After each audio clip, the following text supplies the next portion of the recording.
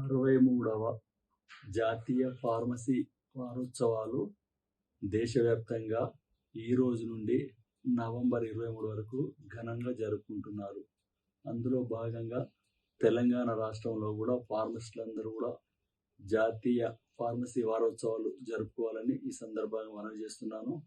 గౌరవ ముఖ్యమంత్రి గారు మన రాష్ట్రంలో ఉన్నటువంటి ఫార్మసిస్టులకు సరైన రీతిలో ఫార్మసీ చట్టాలను అమలు చేసినట్లయితే చాలా గౌరవం దక్కుతుంది. పేద ప్రజలకు మెరుగైన వైద్య సేవలు అందుతాయని చెప్పి ఈ సందర్భంగా మనం చేస్తూ ఉన్నాను. గుర్తింపు పొందిన దేశాలన్నీ కూడా, అన్ని డెవలప్ కంట్రీస్ కూడా ఫార్మసిస్టులకు మంచి అత్యున్నతమైన స్థానాల్లో చాలా గౌరవం ఇస్తున్నాయి, అత్యధిక వేతనాలు ఇస్తున్నాయి. మన దేశంలో కానీ మన రాష్ట్రంలో కానీ ఫార్మసిస్టులకు ఎటువంటి ప్రాధాన్యత లేదు, ఎటువంటి గౌరవ మర్యాదలు లేకుండా ఉన్నటువంటిది. తెలంగాణ రాష్ట్రంలోకి వచ్చినట్లయితే తెలంగాణ రాష్ట్రంలో ఉన్నటువంటి హాస్పిటళ్లలో పనిచేస్తున్నటువంటి ఫార్మసిస్టులకి కనీస వేతనాలు కూడా, మినిమం వేతనాలు, వారి విద్యార్హతలకు తగ్గట్టుగా వేతనాలు ఇవ్వడం లేదు. కనీసం ప్రమోషన్లు కూడా సక్రమంగా రావట్లేదు. 100 మందిలో ఒక్కరు కూడా ప్రమోషన్స్ రావట్లేదు.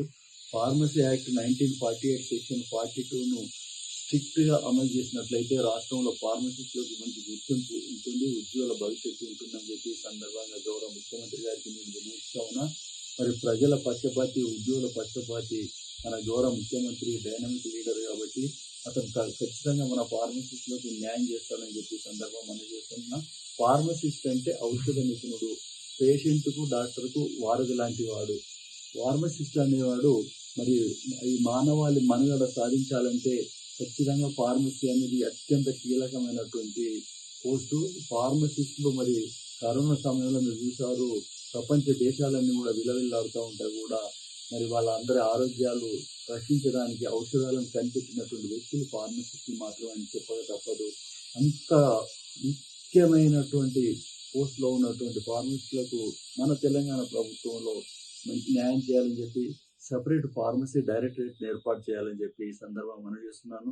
అలాగే అన్ని జిల్లాల్లో మరి ఫార్మసీ సూపర్వైజర్ పోస్టులు పెట్టాలి, కాంట్రాక్ట్ ఫార్మసీలందరినీ కూడా రెగ్యులర్ చేయాలని చెప్పి ఈ సందర్భంగా మనం చేస్తూ ఉన్నాను.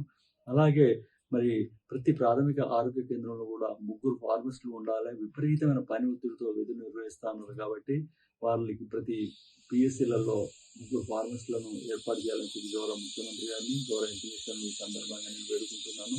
అలాగే మరి ఫార్మసీ సంబంధించినటువంటి ఆఫీసర్ ఫైలు గవర్నమెంట్లో పెండింగ్లో ఉంది, నర్సింగ్ ప్రాసెస్ ఉంది.